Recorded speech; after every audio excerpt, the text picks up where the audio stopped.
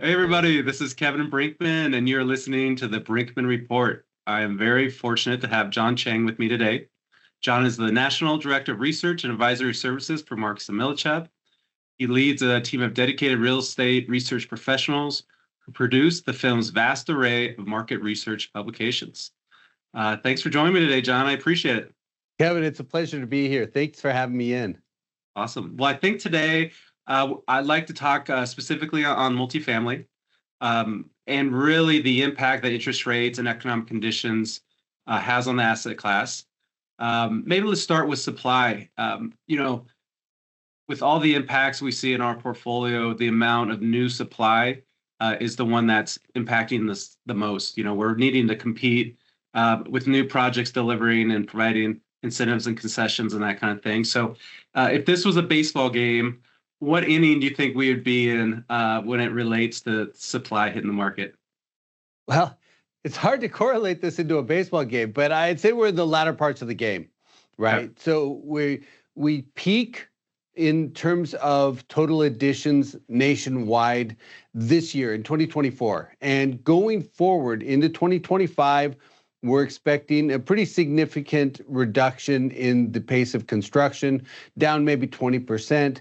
And then going forward beyond that into 26, 27, 28, the supply additions continue to fall off. So we're really on the backside of this wave of construction. So the challenges from new supply are abating as we go forward. It's gonna ease off. Gotcha.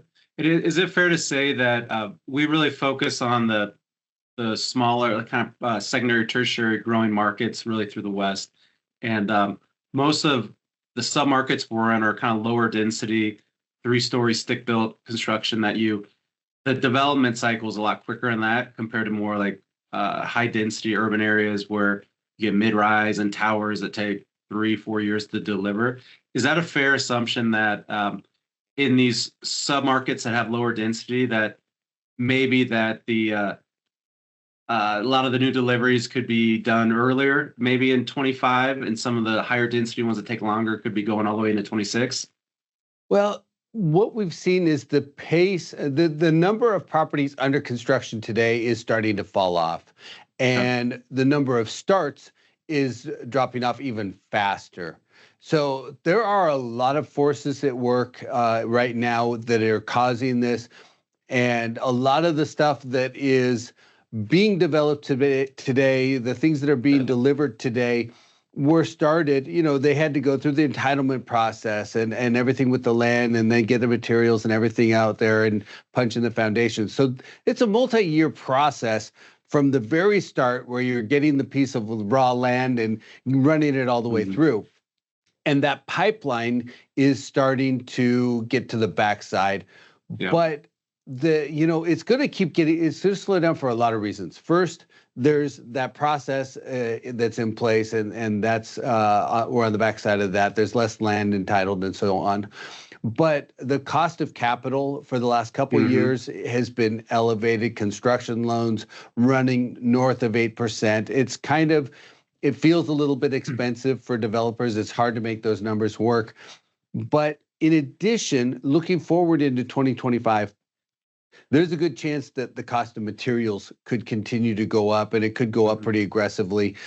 The cost of labor could go up, and it could go up significantly. So I was just at a conference of home builders last Friday, and the sentiment in the room was that they were all pulling back, almost everybody. There was one or two that still had enough pipeline left.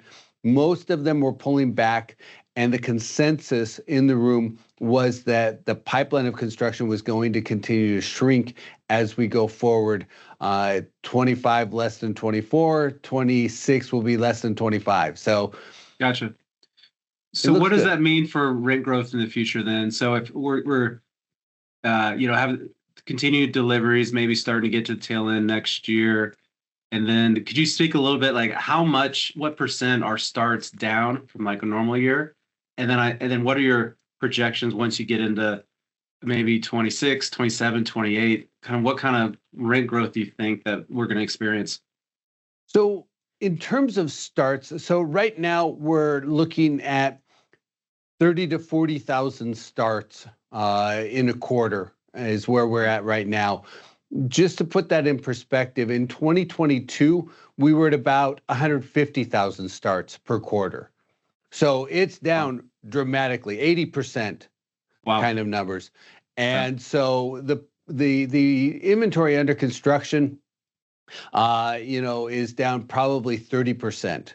So that pipeline has really thinned, and it's unlikely to go back up. And in addition to that, most of that construction is going into the Sun Belt.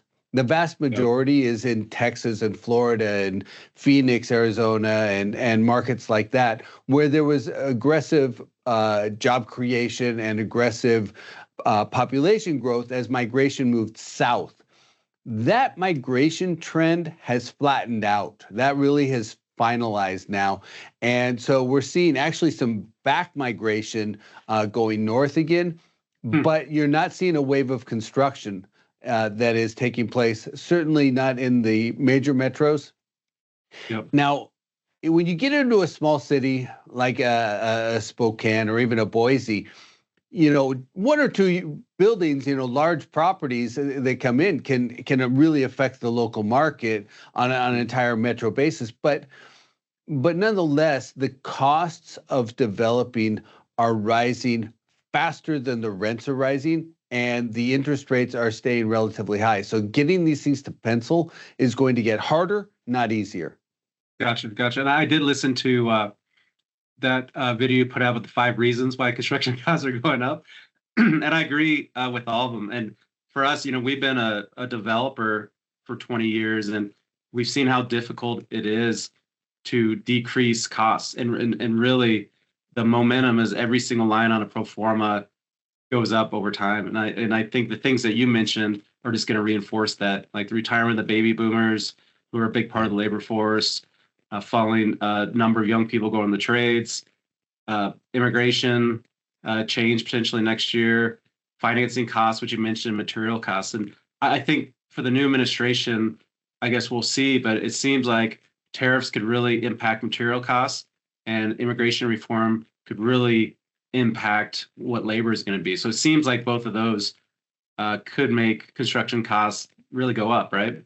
Yeah, absolutely. I mean, if you look back, and I'm not saying that tariffs will come into play, and I'm not saying trade restrictions or deportations or changes in migration necessarily, but if they do, right, when a tariff was put on lumber from Canada in 2017, when it was Trump's first term, then the cost of lumber shot up not long after that, and then it really moved when we hit the supply chain problems in 2021. But the thing is that those are things that every developer, you can't just start these things on the dime. So if you're looking forward, you're saying, well, if we get started and we put in tariffs and my cost of lumber doubles, I'm going to be in big trouble. And so the developers and the builders are pulling back, and they're saying, hey, we're going to hold off. It's not worth the risk right now. We don't have clarity on what the policy will be. And until we have better clarity and understand how these things fit together, we're not going to take that risk. So we're going to see a lull in the pipeline and the people who are getting started, which will reduce the risk of new supply. Now, at the same time, the good news is the new demand for housing will continue to increase. We have about 12,000 people turning 22 or 23 years old each day, right? So there's a huge population of Gen Z that is just on the cusp of moving out on their own. If we have economic growth, if they have jobs and everything else, and there's confidence in the market, then we're going to see continued waves of young adults emerging, looking for a new apartment and getting a place and moving into their first apartment, which creates demand, which will outstrip the supply, put downward pressure on those vacancy rates, and in theory, put upward pressure on rents. And so do you think when we get out to call it 27, 28, rent growth? I know it's so hard. It's so submarket by submarket, but do you think in general, you think rent growth will be back to maybe over 3% and vacancies back Oh to yeah. closer to 5%? Yeah, Yeah. Kevin. I Okay. think if I'm putting out a bet right now, I'm looking at the demand drivers, the core Yep. demand drivers. The one thing that could mess it up would be a significant recession. If we have that, then all bets are off. But Okay. generally speaking, we have demographics that are favorable. We have economic trends right now that are favorable. That means that demand will continue to rise and we see shrinking supply. So we should see vacancies fall. We should see rent growth far in excess of 3%. I'm thinking we're already forecasting 3% rent growth in 2025 Oh, wow. on a Okay. national basis. And so I'm thinking 26, 27, if you carry this out, we could be, 5, 6% on rent growth at that point. Interesting.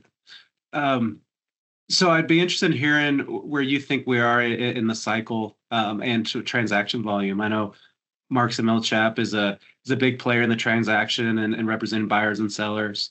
Um, it seems with interest rates going up, that really slowed down transaction volume. So do you think the worst is behind us from transaction volume and maybe valuations? And then maybe start there.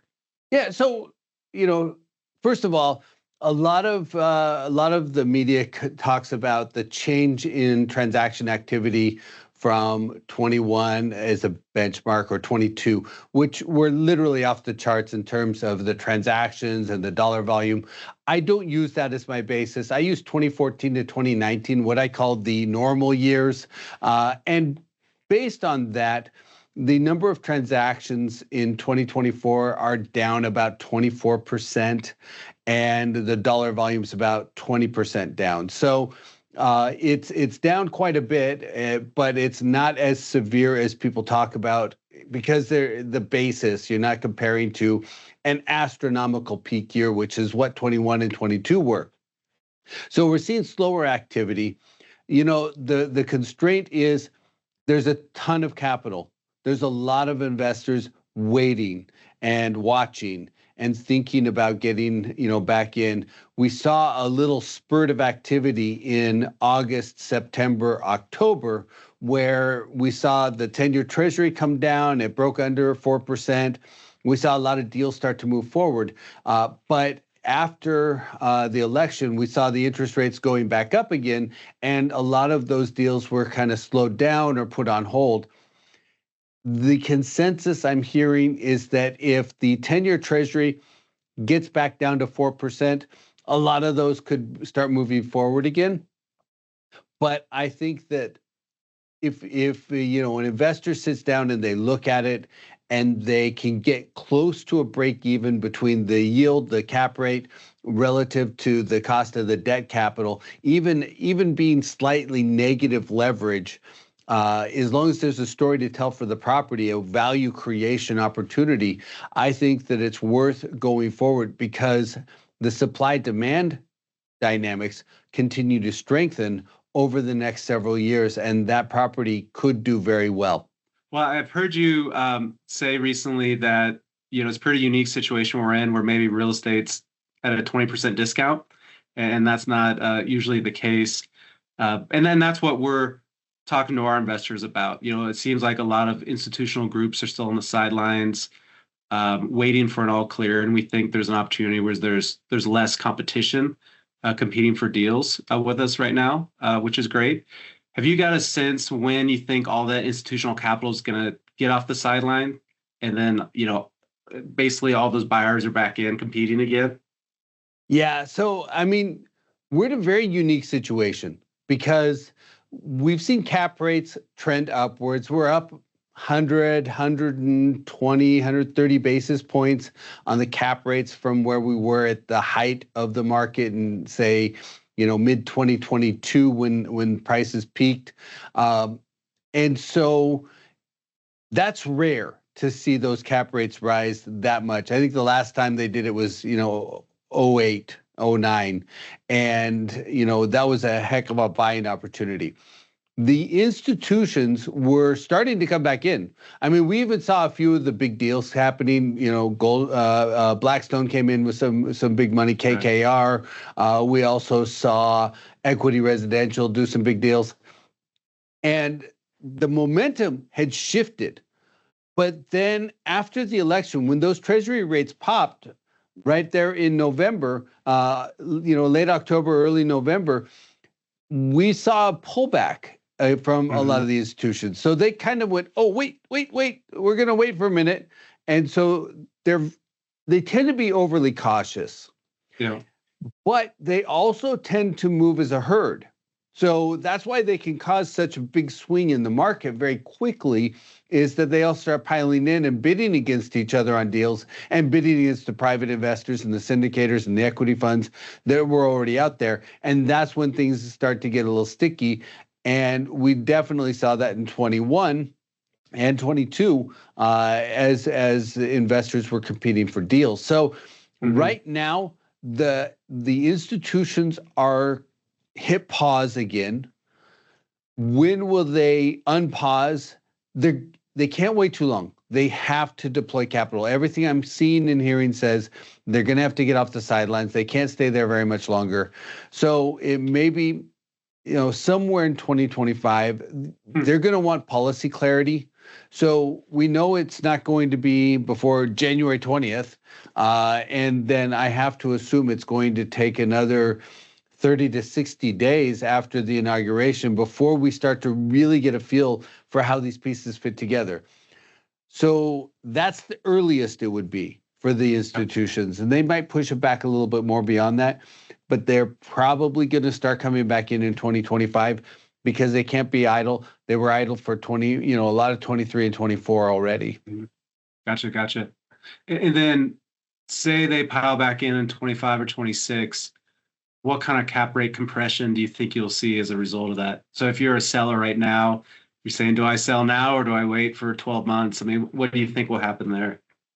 Well, it depends. That's going to be very market specific, right? So those institutions they tend to pursue where they see the greatest opportunity. And so, during 21, 22, we saw it all going to the Sun Belt, really. It was really, that was the massive movement of capital was going into Texas, Florida, Phoenix, and so on. Multiple bids on deals, pushing down those cap rates. It was everywhere to a degree, but those are the markets. I mean, Austin in 21, 22 was hitting, 3.5% cap rates, which were crazy. Good. Now, this next wave, if I were to take a stab at it, right now, I think the early money is going to go after northern markets and primary metros. I've seen a little bit of movement. I've seen some conversations about, Chicago, Boston, maybe DC, a little bit about Denver, a little bit about Seattle. So those are markets that didn't have that oversupply challenge. And so their fundamentals have been better. Their vacancies have been more stable, a little bit lower. They've trended lower, and you're getting a little bit more rent growth. So we're seeing more motion that way. Over the course of the next year, that could shift around. Usually the largest institutions are not going into the smaller markets, the tertiary markets, just because they can have more challenges with their exit strategies, especially if they go, it's hard to go in big. And once you're there, if you own too much of the market, it's hard to liquidate those properties and get back out again. So they tend to be averse towards the smaller metros. Yeah, and we see it as they get back into the bigger metros, then a lot of the private guys get priced out there, and then they start going to the smaller markets. So it does take a little bit. Ripple. So one of my theories, and I'd be interested in that I don't hear many people talk about, that I'd be interested in getting your feedback on, is I think there's more capital available than there ever has been in the history of the U.S. I mean, if you put how much is where the S&P is at all-time highs, gold is pretty close to there, Bitcoin is at all-time highs. How much is in even U.S. Treasuries is at an all-time high. What money markets, I think, have a couple trillion more than they usually do. That's one thing I don't hear people talking about. And is that true that you think there's more capital available in the U.S. right now than there's ever been in the history of the country?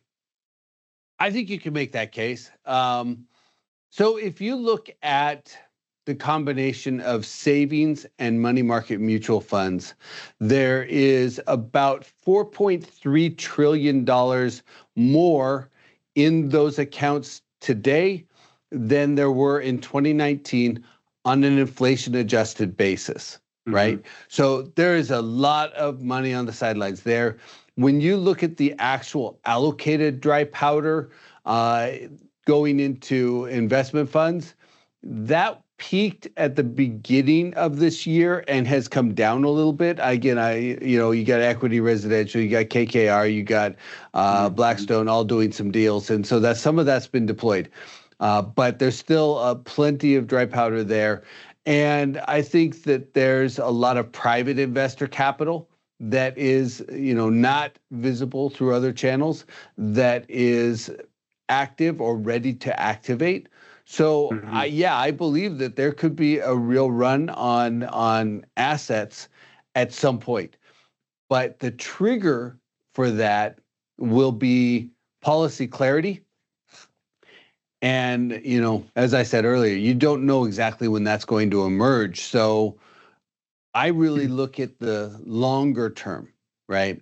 If you look at where is this property in 5 years, if you believe, as I do, that construction is going to taper over the next 5 years, that it's going down for 5 years straight, that's your new supply, and that's every property type, quite frankly, then your risk factors get lower and lower and lower. So if you look forward at a 5-year horizon for your asset and for your investment, this actually continues to strengthen over that runway. Unless again there's a major recession, in which case you kind of have to mess up your demand drivers. But I think fundamentally we're in a good place. Yeah, and I think another trigger is for me the Fed funds rate when people have been, so we've raised money deal by deal, family offices, high net worth, and so many of those have been sitting in money market accounts getting 4 and change, or on the short end of the curve getting 5%, and they've been happy with that yield. But when that yield goes down to 3 and maybe inflation is in the 2s, then I think that 4 trillion starts going and looking for a new yield. And I know, and maybe that'll transition us into interest rates. So I know the Fed's cut 75 bips already this year. I just looked at Fed Watch, says 88% chance 25 bip cut next week. Poly Market has 86% as a 25 bip cut. So maybe it's 100 bips this year.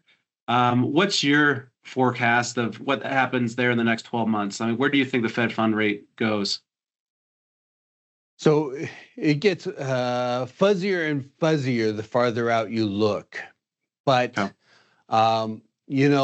if you were, I've been using June, the June meeting as my benchmark as I'm looking forward, because I think that it's reasonably predictable up to that point. After the second half of next year is going to be more challenging to predict. But right now it's basically 50-50 split. Are we down by 50 basis points from where we are? In other words, a cut next week and one more in the first half of 25, and 50% chance that there are more than those 2 cuts. So it's up in the air. But we have to remember, the Federal Reserve is charged with maximizing employment and keeping inflation down. Now, inflation has been sticky. It hasn't come all the way down yet. We're still a little bit elevated, 2.7, 2.8, depending on your metric, 2.5 if you're using CPI. So it's been a little stickier than they were looking for. And at the same time, the Federal Reserve looks forward and says, all right, what happens if we have tariffs? They're inflationary. What happens if we reduce immigration, right? Set aside deportations, but if we simply have a chilling effect on people moving to the United States, which did happen during Trump's first administration, that tends to be inflationary. If we have an increase in the deficit and we have to issue more treasuries, that puts upward pressure on treasury rates, especially with the Fed doing quantitative tightening. So all of these things, when you mash them up, leads me to believe that the Fed will be less likely to reduce rates going forward than we had originally planned, right? Than what we were originally thinking. So yeah, 50 basis points by June. Second half, maybe we get another 25, but it depends on if we start to see those policies that I just mentioned being enacted, then the Fed's going to get more resistant to rate reductions. Yeah. I'm hoping you get me comfortable with something that that the treasury yields haven't really got in step with Fed fund rate, right? And we saw that with the recently, it kind of did the opposite. And for real estate sellers, are hoping that interest rates come down so buyers can pay more. It seems like, especially multifamily, I think it was 80% of originations last year was Freddie and Fannie. Life companies use treasuries as an index as well. If those stay flat or go up, what does that mean for a multifamily real estate? Do you think just then banks come in and then that they get more aggressive, and then that makes the agencies kind of thin out their spreads, and so there ultimately will be lower interest rates? Or do we have to kind of come to grips with, even if Fed funds rate keeps going down, we're kind of at the place where treasuries are going to be for the midterm, and thus multifamily interest rates? It's really hard to predict treasuries, and everybody gets it wrong all the time. But that said, let's gamble a little bit. Why not? Here's the thing: is that I would look at it this way: set aside what the Fed does, right? Because as we know, they don't move in lockstep. They tend to migrate together, but they're not really moving as closely. They're not as closely tied as people often expect.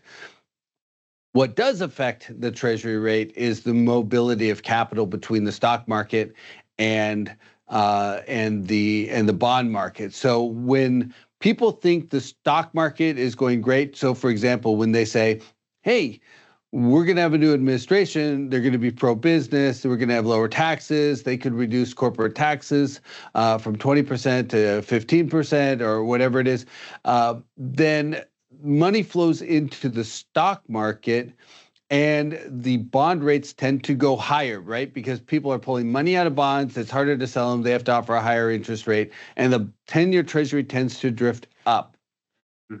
Conversely, if people are thinking, okay, well, we got that nice little jump, we got that run up, and it's going to stabilize, and let's pull back a little bit, let's play a little bit safer, let's buy some of those bonds that are now 4.25.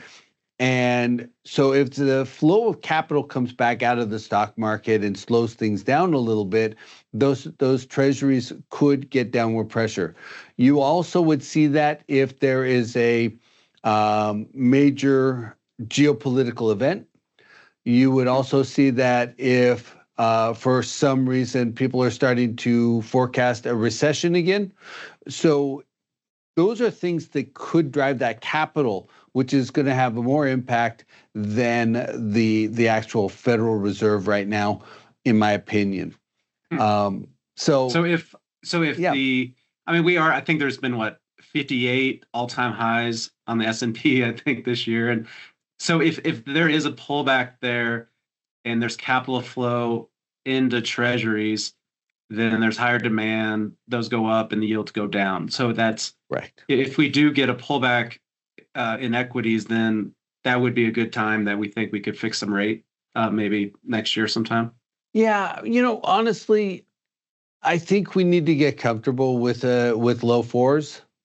Okay. If we can dip under a fourth, that's great, and everybody will pile in. If you can figure out how to make a deal work with a 4% treasury or 4.1% treasury, 4.2, you can find a value add deal with upside potential over the next 12 months or so. Those might be great opportunities because, again, I think the fundamentals move in the right direction over time, and you get that lift. I think cap rates have only gone up a few times meaningfully in the last 30 years, right? In the early 90s, we had it kind of went up, went down, went back up again. Those were great buying opportunities. Of course, we saw it in 07, 08, 9, and 10. We saw those cap rates go up again. And you think back historically now, you go, oh, wow, I should have bought more. It doesn't matter how much you bought. You should have bought more, right? Totally. And so it's rare for those cap rates to be moving up. Now, in general, we've seen the treasury rates falling over that whole cycle as well. So, and right now we're kind of at the place where we were in, 04, 05, 06. The treasury is about the same. Yeah. But the cap rate is probably 50 basis points higher today than it was then. And we were crushing it. Everybody was doing deals in 05, 06. Yep. Do you think there's any chance that the Fed will do any monetary easing? Since if what they can't, you don't think so? There's just not political will there? Or? No way. Yeah. Their balance sheet is still way out of whack, right? So they, if you look right now, the Fed's balance sheet is roughly where it was, I think, right after that initial effusion as we went into the pandemic. So they need to scale that back. They want to scale that back even more than they have. I don't see quantitative easing anytime soon, not at least until 2026, when Chairman Powell's tenure as the chairman expires and a new Fed chairman is named. And that's when John Chang is announced as the new. I have this joke slide. Okay, so I've been doing these presentations, and I have a picture of Jerome Powell in 2016, and I put it side by side with Jerome Powell of 2024, and those have not been a good 8 years for the guy. He's not wearing it well. Exactly. And I don't know that I'd have any interest. Not that I'm even in the running, not even by a long shot, but yeah, that's a tough job. It's a tough job. I think it's underappreciated how tough that work is. One last question for you. What would you handicap a chance of a recession in the U.S. over the next 12 to 18 months? I tried to find it on Polymarket. I couldn't find one. Nobody knows. And so we have a lot of high stakes gambles that are going to come off over the course of the next year. Again, it's really hard to predict. I honestly, during the election, I was sitting down. I walked into it expecting a divided Congress, right? I really believed the forecasts that were saying, hey, one way or the other. I knew they were both really close and that, it would kind of shake out. I was like, yeah, it's going to be a coin toss, but we may end up with some sort of divided Congress. So if there's a divided Congress, nothing really changes. Real estate returns go up during a divided Congress year, usually. Sometimes they do well under different administrations, but it's really hard to predict. So tariffs could be really risky. Reducing the labor force, if deportations would be very risky for the economy overall. 35% of construction workers are foreign-born. You look at healthcare workers, you look at hospitality workers. We could really impose a self-inflicted labor shortage that could turn into a drag on the economy, right? We want to create jobs in our economy. In order to do that, you have to have a job opening, you have to have a person to put in that job. So these are all things, again, depending on if and how they're implemented, we could inflict elevated inflation, we could inflict, a recession, but you don't know. Right.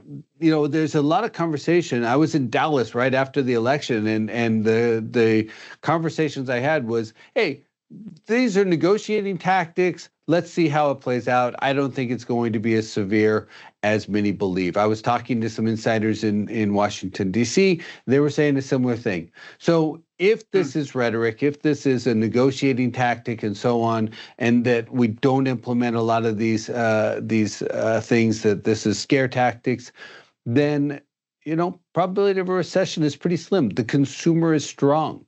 They talk about household debt and all these things, but when you inflation adjust it, when you compensate for that with income growth, the consumer's in good shape. So it would be a failure of confidence, or we have a round of reignited inflation. Those are the two things that could push us over the edge. Yep. Well, I appreciate your time today, John. We'll leave it there. I think. Really, you're going to leave it there talking about recession? Well, I was thinking that the good thing would be recession, stock market goes down, at least for real estate, more money into treasuries, interest rates come down, Fed probably reduces the Fed funds rate even more, so we have lower interest rates. So that might be good for real estate, but then the demand side is probably softer.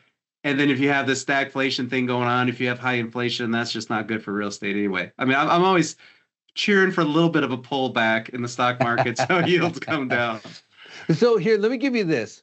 Yep. Right now, the spread between the 10-year Treasury and the average cap rate in the country is 170 basis points.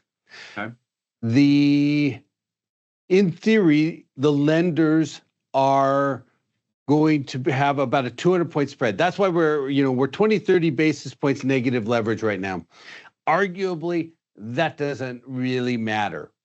But if going into 25, we see less regulation on banks, if the bank presidents have less fear of the regulatory environment, their lending practices could loosen, and the spread that the banks charge over the Treasury, right? So we keep talking about the Treasury. Where is it? 4.2, 4.1, 4.0? What is the magic number? But if you think about it, we're really looking at what is our cost of capital.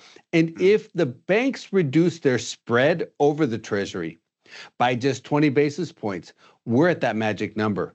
And that is something that's not going to be apparent to everyone, and not everyone's going to see it, but I would be watching that very closely and figure out if I can get just a little bit of positive spread in there on a deal, and I have confidence in my numbers, I think the market lift is going to be a benefit to the investors, and I think that's going to help these numbers over the long term, over the hold period, if you can get just a little bit of margin. So that deregulation of banking industry, which is something Trump is known for, could be a real positive for the industry, for our real estate industry, and generate some opportunity there.